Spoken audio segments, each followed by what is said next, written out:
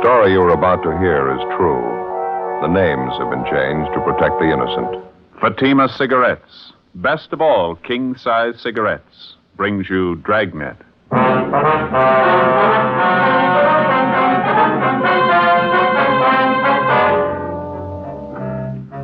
You're a detective sergeant. You're assigned to traffic investigation, hit-run felony detail. An elderly woman and her 9-year-old grandson are struck down in a pedestrian crosswalk by a speeding truck. The woman is killed instantly. Witnesses fail to get the license number. The hit-run driver escapes. Your job? Find him. The latest Fatima sales report shows thousands and thousands of king-size cigarette smokers are switching to Fatima. For the month of October, coast-to-coast actual figures show Fatima sales are up 110%, or more than double. Fatima, best of all king-size cigarettes. Definitely the best quality in its class, but the same price as the cigarette you are now smoking. Remember, thousands of Americans are switching to extra mild Fatima. Next time, insist on the best, king-size Fatima, in the distinctive golden yellow package.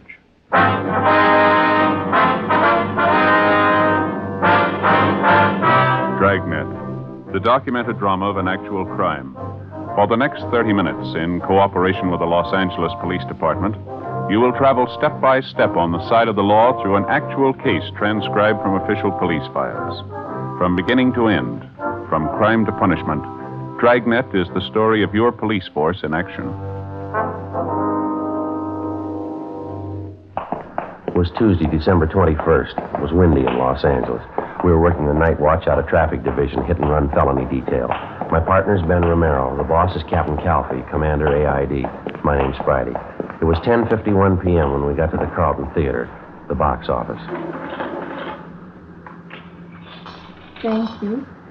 How many, please? Police officers, ma'am. I'd like to talk to you for a minute if we could. Oh, yes, you mean about the accident? Yes, ma'am. One of the officers in the traffic car across the street, he told us you're one of the people who saw it happen. Yes, that's right. Terrible thing. It was an old lady and her grandson, you know. Yes, ma'am. Would it be possible for you to get a relief for a little while? A few questions we'd like to ask you about it. It won't take very long. Well, I'll be off duty at 11. That's when the box office closes. 8 minutes to 11 now. Would you like to wait? All right, ma'am. Fine. Cold wind out there. Would you like to wait in here? Right around back here. I'll open the door for you. All right, ma'am. Thank you. Yeah, it's nice and warm. Did anybody get the license number? Do you know, officer? I mean, on that truck that ran them down? No, not that we know of. We understand the officers in the traffic car talked to you. You didn't see the number either? No, I'm sorry, I didn't. The whole thing happened so fast. I saw the old lady grab the little boy, pull him next to her. It was an awful thing. The truck hit them both together. It's funny the things you notice. The boy was carrying a little box of candy. I heard this terrible thud when the truck hit them. I looked and the candy was spilled all over the street. I just couldn't help it. I got sick to my stomach. Yes, ma'am. I can understand. Now, about this truck that ran them down, do you think you'd know it if you ever saw it again? Well, I'm not sure. I think I might, yes. It was one of those delivery trucks, you know. I think you'd call it a panel truck.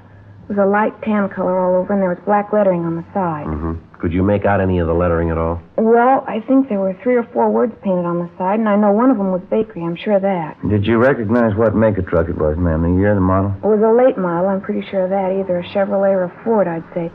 One of those regular delivery trucks like some bakeries use. You sure about that word you saw lettered on the side? It said bakery. Yes, I'm positive of that. Now, anything else out of the ordinary that you might have noticed about the truck, ma'am? Anything outstanding that might have caught your eye? No, I'm sorry, officer. That's about all I can tell you.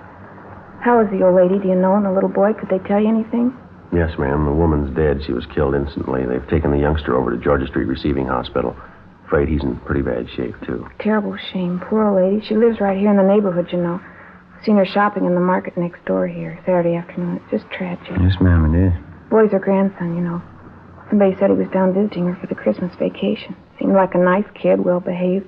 She seemed so proud of him. Sure be a sad Christmas for the family.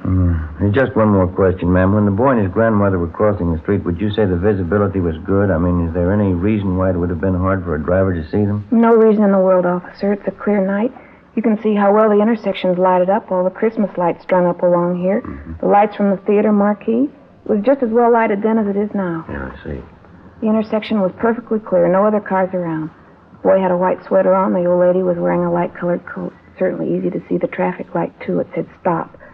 I can't understand why that driver didn't see him. No, ma'am, neither can we. How could anybody do such a thing? It just isn't any excuse for it. No excuse in the world. It's downright murder. Well, maybe that explains it. What? That's why he kept going.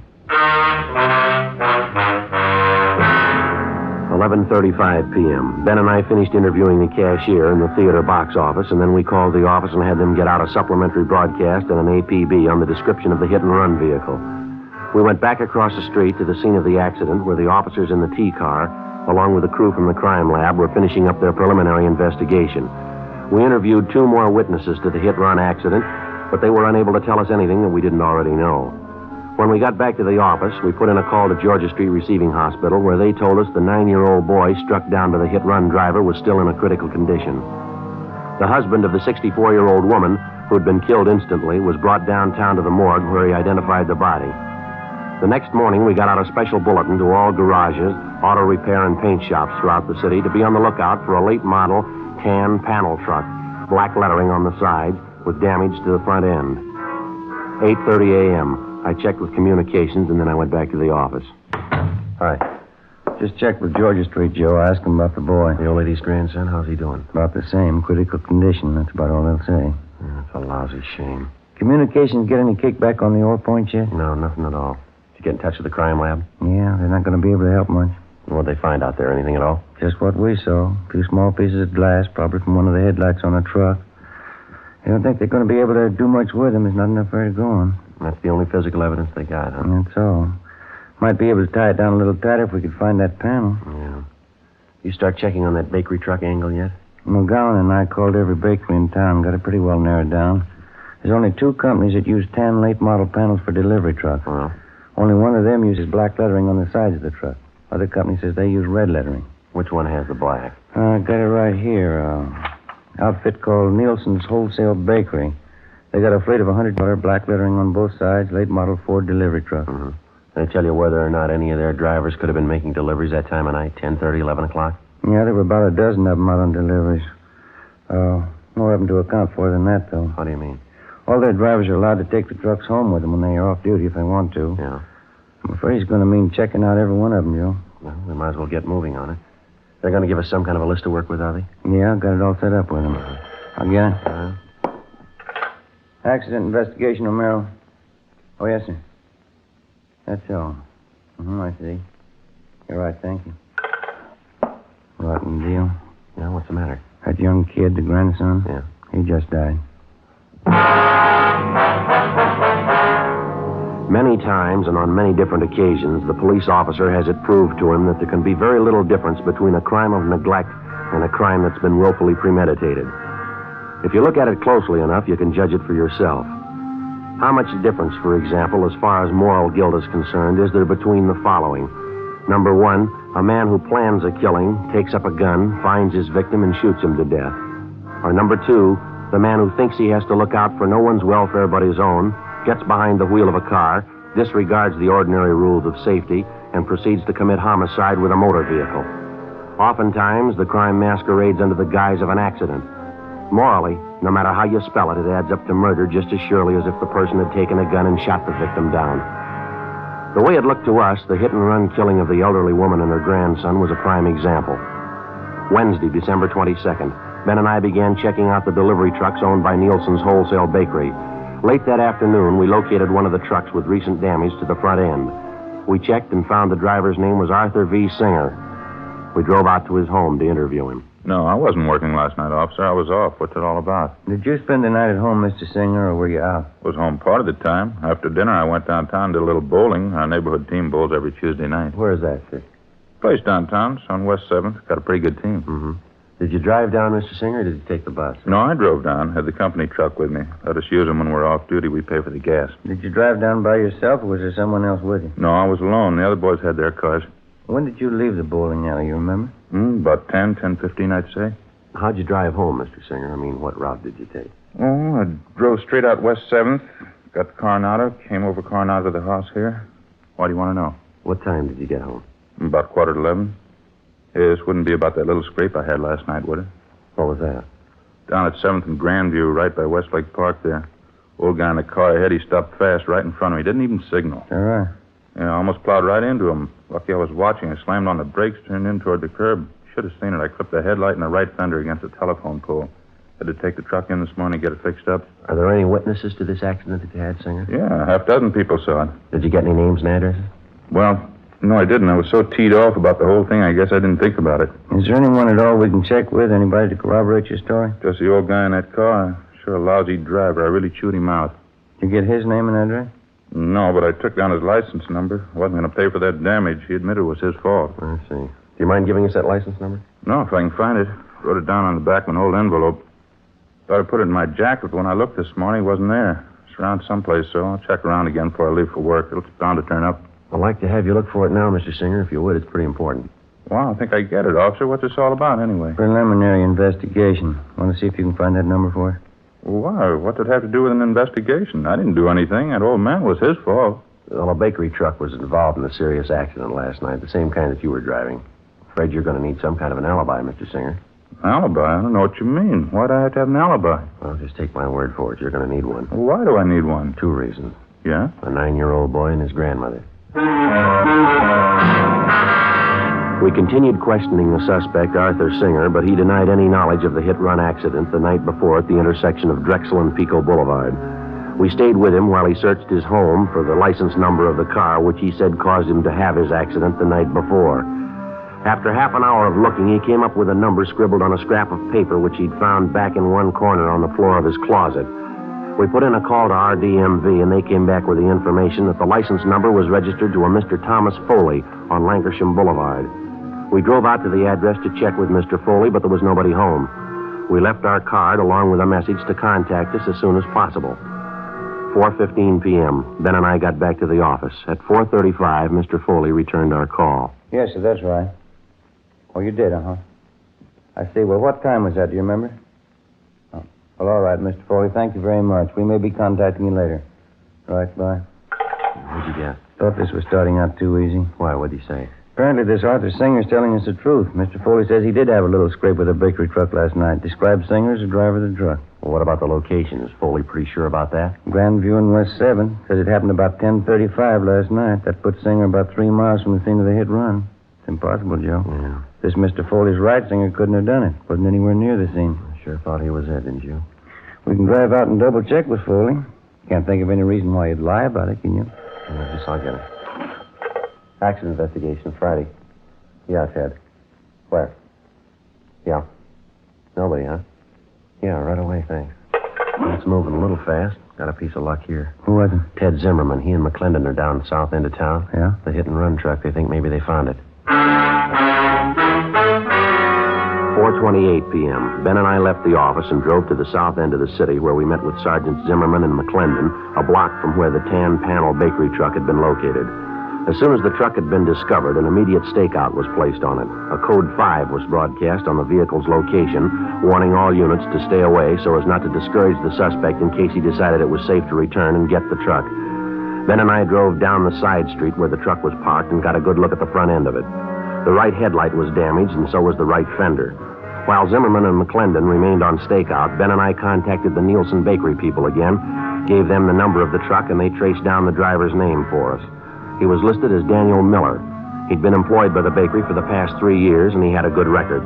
They told us this was his day off. 5:30 p.m. We checked at his home address, but his wife told us he wasn't there. She said that besides driving a truck for the bakery, he also had a part-time job at night. He worked as a counterman at a small coffee shop out on Wilshire Boulevard. We drove out to the coffee shop and interviewed him on the job. No, I'm sorry. I don't know where the truck is. I wish I did. What happened, Mr. Miller? Was it stolen? No, not exactly. A fellow that comes in here quite a bit, his name's Paul. Good customer. He borrowed the truck from me last night. Said he'd only be gone an hour. I haven't seen him since. Where does this man live, this friend of yours, Paul? Well, to tell you the truth, I don't know. Good customer. He comes in quite a bit at night when I'm working. Gotten to know him pretty well. He asked to borrow the truck for an hour. Didn't think much about it. Let him have it. Is there anything wrong? What's this Paul's last name, do you know?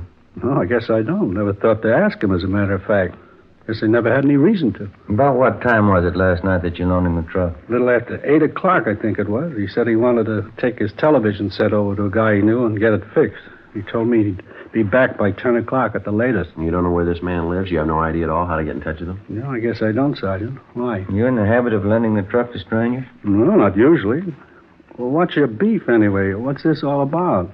What are your hours here at the coffee shop, Miller? When do you check in for work and when do you leave? I check in at 7 o'clock. I go a straight 5 hours to midnight. That's when we close up, midnight. Well, you worked that shift last night, did you? 7 p.m. straight through to midnight? That's right, Monday through Saturday, 6 days a week. That's the schedule. Just a part-time job for me, extra dough, you know. My regular job is driving the truck for the bakery. Was anyone around last night when your friend Paul came in to borrow the truck? Maybe another customer, a waitress, somebody we could double-check with? No, there were a couple of other customers in the place. Don't know who they were, though. Why do you have to double-check anyway? I haven't done anything. I loaned Paul the truck, that's all. Well, have you any way at all of proving you were here from 7 to 12 last night? Must have been some customers you waited on that you remember. Sure, there are at least half dozen, and they'll tell you I was here. I'd like to have their names and addresses if you don't mind, Miller. Yeah. Excuse me a minute, huh? Got a customer to wait Sure, on. go right ahead. Hi, Dan. I missed you last night. Hi, Fred. What do you have? Coffee, a couple of those donuts back there, powdered sugar ones. Okay. Yeah, me and the missus dropped in for a sandwich after the show last night. Looking for you. That's so? Yeah, about 10:30. Where were you, Dan?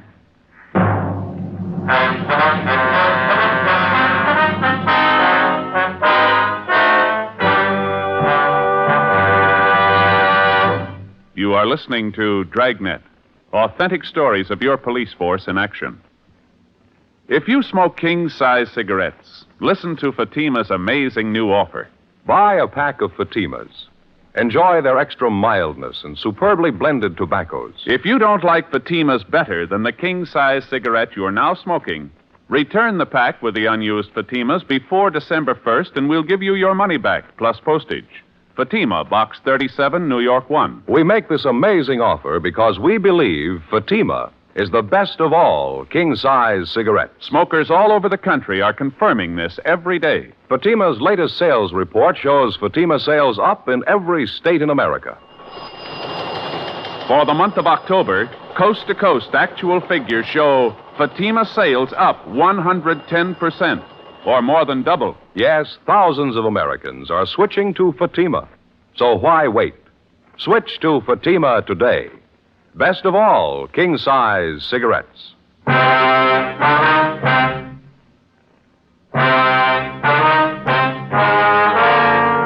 7:15 p.m., Wednesday, December 22nd. We continued questioning the hit-run suspect, Daniel Miller, for a full hour, but he seemed to be unable to account for his time the previous night.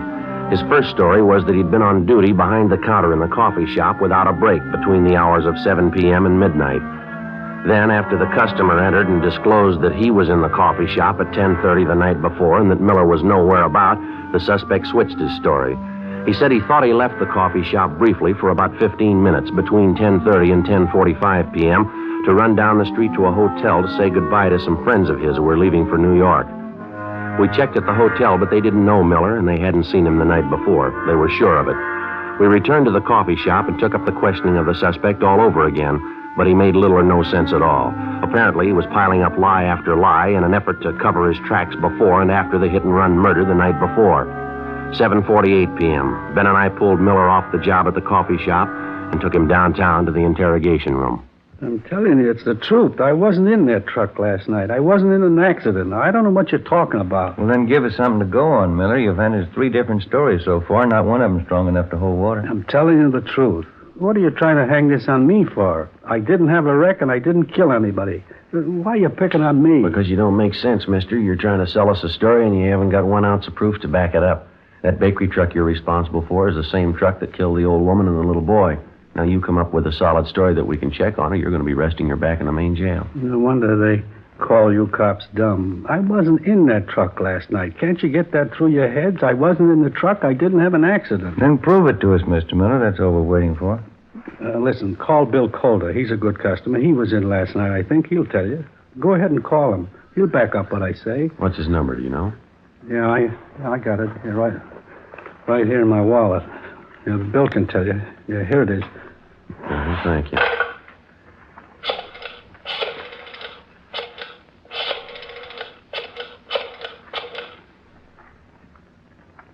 Hello, William Calder there, please? Yes, ma'am. It's important. All right, will you have him call Michigan 5211? Yeah, 5211. That's extension 2512. Right, thank you very much. Well, he's busy. He'll call back in a minute. He'll tell you the truth. I was in the coffee shop all night. Just those couple of minutes I ran down to the hotel to say goodbye to those friends of mine. That's the only time I left the place. Well, how come you couldn't tell us that to begin with, Miller? You say you've got nothing to hide. Well, why do you have to hand us 3 different stories? Which one are we supposed to believe? I got nervous, that's all, when you first come in and started to ask questions. I didn't know what it was all about. I didn't know there was any trouble. I just loaned the truck to this guy, Paul, as a favor. How'd I know what he was going to do, getting himself in a jam like that? All right, now try to look at it from where we stand, Miller. You loan out your truck to a man. You don't know his last name. You don't know where he lives. You say he must have been driving the truck when the lady and the boy were killed. Sure, he must have been driving it. I wasn't. I was back at the coffee shop. I was there until midnight. All right, then prove it to us. If you know the man well enough to loan him the truck, you ought to be able to find him. Now, they must be Bill Calder. He'll tell you. Go ahead. See what he says. Interrogation room, Friday. Oh, yeah, Mr. Culver. Well, my name's Sergeant Friday, LAPD, Accident Investigation. Friday, yes, sir, that's right. Wonder if you'd tell me if you know a Daniel Miller? Mm-hmm. When's the last time you saw him? Do you remember? I see. The place where he works, the coffee shop? Were you in there last night by any chance? Did you see Miller in there? You're sure? Yes, sir. No, sir, that's all for now. Thank you very much. We're going to contact you later on. Thank you. Goodbye. Well, how about it? He told you, didn't he? That enough for you? He says he hasn't been in the coffee shop for 3 days.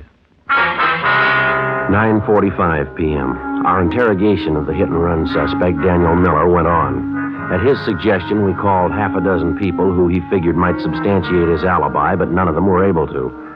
Miller continued to deny any knowledge of the hit-run killing, but he still couldn't account for his whereabouts at the exact hour the 9-year-old boy and his grandmother were run down. The time element especially didn't work in his favor. Nothing worked in his favor.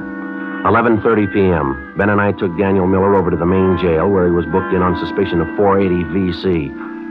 The following afternoon, his lawyer obtained a writ, and he was released from custody. The writ was returnable in 5 days. He came immediately to the office to plead with Ben and I to help him find Paul, the man who'd borrowed his truck, and thus clear himself. We took him up on it. Either way, we figured we'd get to the bottom of it. If Miller dreamed up the character Paul to escape blame for the hit-and-run killing, we were bound to find out sooner or later. If Miller was telling the truth, we had little reason to believe he was, and a man named Paul had borrowed the truck the night of the hit-and-run killing, we were bound to find that out, too. In any event, we had to investigate. It's the job of the police officer to prove guilt or innocence, not guilt alone. 2 days passed, and then another 2. The Monday following the Christmas weekend, we were ready to call a halt. I don't know what else we can do. I think we've given enough time, don't you? The deeper we get into it, the more it looks like Miller's our man. I still can't make up my mind. Why do you have to be stubborn about it? We've checked every possible angle on this story. We still haven't an ounce of proof that this guy Paul he talks about even exists. We can't string along with Miller forever. I suppose you're right. We've given him a square enough break on it. I still got that funny hunch. It's possible he might be telling the truth. We've gone 4 straight days on it, Joe. Haven't come across one lead to back up his story. Too much for me. I can't bite anymore. Go ahead. Sergeant? Oh, how are you, Miller? I'm okay. Glad to see you. I've been looking for you. We've been looking for your friend, Miller. Still haven't found a trace of him. That's why I came down to see you. A friend of mine called me this morning. He knows this guy, Paul, I told you about. He says he saw him last night, going into a hotel down on South Flower. How come we haven't heard from this friend of yours before? We've checked through twice on the list of everybody you know. This fella's been out of town, just got back yesterday. When he heard about the jam I was in, he called me about seeing Paul. Mm-hmm. This hotel Paul was supposed to have been seen going into. Have you got the address of that? Yeah, it's over on South Flower, right near 12th. You want to go over there with me right now? This friend of mine wouldn't kid me. Paul must be there. You're sure about that? He must be there. I'll bet a month's pay on it. You might be low, mister. What? Stands to cost you a lot more than that. We went up to the 3rd floor, room 318, but the man registered as Paul Barton wasn't in. He'd left no word at the desk as to when he'd return. We sent Miller home and told him to wait for our call. Ben and I went on stakeout at the hotel. At 7:25 that night, Paul Barton returned to his room and we began questioning him. He showed no signs of being upset. His answers were quick, straightforward, and they seemed to make sense. The interview went on. A half hour, an hour. and Barton began to grow a little nervous. He contradicted himself. Big holes began to show up in his story as to how and where he'd spent his time the night of the hit-run killing. 8:45 p.m. Ben and I took Barton back to the office. We found Zimmerman in the squad room and had him phone Miller at his home and ask him to come downtown as soon as possible. Meantime, we checked Paul Barton through R&I, and then we took him to the interrogation room where the questioning went on. You're a little mixed up about that, aren't you, Mr. Borden? I thought you said you went to that bar downtown about 10 p.m. and then you went to visit at your sister's house. Now you tell us you went to your sister's house first and then you went to the bar downtown. Now, which is it? Well, that's getting a little high-handed, isn't it? Why do I have to account for my time to you? If it wasn't important, we wouldn't be asking you. I think you know that. Well, I don't know anything of the kind. You're trying to take advantage of me. That's the only impression I can get. I think I've answered enough of your questions. I'm going back to the hotel. Just a minute, Borden. There's one more thing. Yeah? Last time you were arrested for a traffic violation, you want to tell us what the charge was? What? I think you heard me. Well, that was a year ago. I was driving a little too fast going out Beverly Boulevard. And what's that got to do with it? Our record bureau says the charge was for drunk driving. Your license was revoked. Isn't that right? Well, so what? I haven't been driving. I haven't been near a car. What about last Tuesday night? Huh? Last Tuesday night, did you do any driving then? No, of course not. Sure about that? You're not trapping me. I answered all your questions. Now I'm getting you're out going of to here. stay right where you are, mister. Stay put. Ben, you want to check next door, see if Miller's come in with you? Yeah, okay. You can't make me stay here. It's illegal. You got nothing to hold me on. All right, then there's nothing to worry about. This won't take very long. We got a man by the name of Miller coming in. He says he thinks he knows you. Miller? I don't know any Miller. Nice going, Paul. Where you been? I said, where you been? What'd you do with the truck? I'm getting Grab him, Ben. Grab him. All right, now let me go. Settle down. Come on, mister. Settle down. I didn't do a thing. Well, look, you can't prove it. You can't prove I did. They're going to prove it, Paul. I'm going to help them prove it. You sure been a real good friend. But give me a break, Danny. I didn't mean it. Honest, I didn't mean it. I loan you the truck. You get boozed up. You run down the little kid and the grandmother. Then you take off and leave me holding the sack, like I did it. Well, I didn't mean it, Danny. It was an accident. I wasn't boozed up. Yeah, you're a real good friend. I hope you get it in the neck. I hope you get it with both barrels. Look, Sergeant, it's not true. I wasn't boozed up. I only had 2 drinks. Now, believe me, that's all I had. Yeah. I couldn't have been drunk. It doesn't affect me that way. 2 drinks never hurt me. A couple of drinks never hurt anybody. They killed a little boy and his grandmother.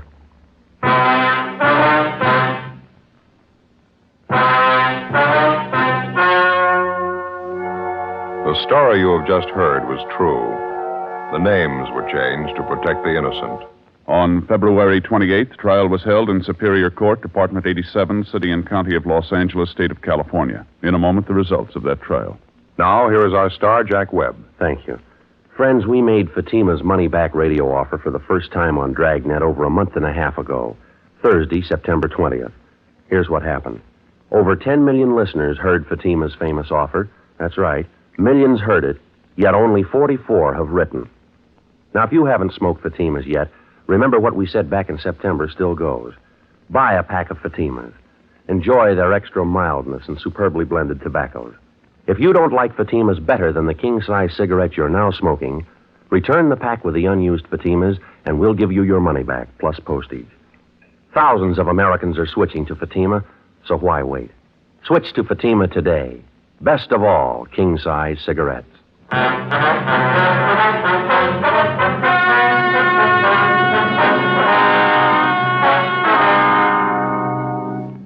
Paul Barton was filed on for violation of the State Vehicle Code, Section 480, a hit-and-run felony, and also for manslaughter, 2 counts. He was convicted only for Section 480 and received sentence as prescribed by law. A hit-and-run felony is punishable by imprisonment in the state penitentiary for not less than 1 nor more than 5 years.